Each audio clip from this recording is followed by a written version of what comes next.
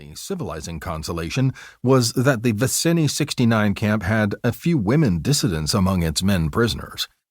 Even under such impossible conditions, a few romances developed and thrived. Then, deep in the winter, in December 1991, during a night when the camp thermometer registered negative 45 degrees Celsius, the first child of the Gulag was born. Apparently unrelated, a few days afterward, there was another momentous event. Without explanation, the guards and their commanders all walked away, disappearing downstream, swallowed up by heavy snow and fog. This left the dazed, but now free prisoners, including the newly arrived infant boy with the especially strong cry, totally to their own devices. In the beginning, their only goal was survival. But over the ensuing years, that would change. Mightily change. Ivan Dostoevsky throttled back on the snowmobile as it crested a low rise. Gazing out into the snow-blown distance, he smiled. Nothing seemed to have changed here at all. The thick trees of the taiga formed the same seemingly impenetrable wasteland that he remembered so well. No signs of another human being for as far as he could see in any direction. Employing a pair of powerful binoculars retrieved from his pack, he peered off to the northwest, the direction he had been headed before he paused.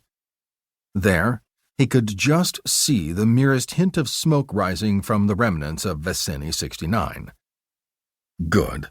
It was a reassuring sight. Some of the others were already gathering there, getting ready. Still, as the oldest among them and the designated leader of the children of the Gulag, Dostoevsky would have preferred being the first to arrive for the reunion. The first to begin building the fire, literally and figuratively. But the unexpected blizzard, even the state meteorologists of Mother Russia had become hopelessly corrupt and lazy, had delayed his leaving Chivanskaya. Then the deep wet snow had bogged down the snowmobiles so much that the short 200-kilometer run had required that he camp in the wilderness for 2 nights, trying to find sleep despite the distant a cappella serenades from the wolves. Dostoevsky restowed the binoculars. Then he checked his Saiga sporting SA 7.62mm rifle safely stowed and ready in its scabbard at his side. Likewise, his SR-1M Vector 9mm automatic pistol, tightly strapped in its shoulder holster. The last few kilometers were the most hazardous. The children of the Gulag were well and truly family, but survival depended on being overly careful, whether with the wild animals of the forest or the much more dangerous ones who walked upright and sported opposable thumbs. For certain, after the discussions and decisions of this day, life was going to get very dangerous indeed. But if by some miracle of hope and determination they were able to accomplish their goals, he and the other children would soon redraw the political maps of planet Earth. 1. The bitter wind swept down across the bare tundra and forested taiga with a vengeance.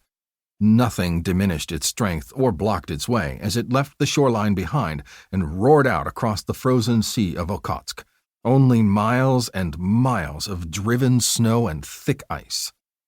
The landscape was just as it had been for eons. But this was already, after only its first month, one of the coldest winters in this barren land's history. Every living creature had disappeared earlier than usual, seeking the deepest, warmest shelter that it could find to hibernate. Nothing moved except the driven snow and wind-tossed limbs of the conifers. Beneath a meter of solid ice, Jim Ward squinted as he peered at his control panel and carefully piloted his miniature submarine toward a rendezvous scheduled to take place hundreds of miles inside hostile Russian waters. Silent electric motors pushed the small black hull through the pitch-black sea, but the only way for him to tell they were moving was the readouts on the panels in front of him. The wan winter sun was up there, he knew, and there was a modicum of daylight yet. But that old orb was nowhere near bright or direct enough this time of the year to send its rays penetrating.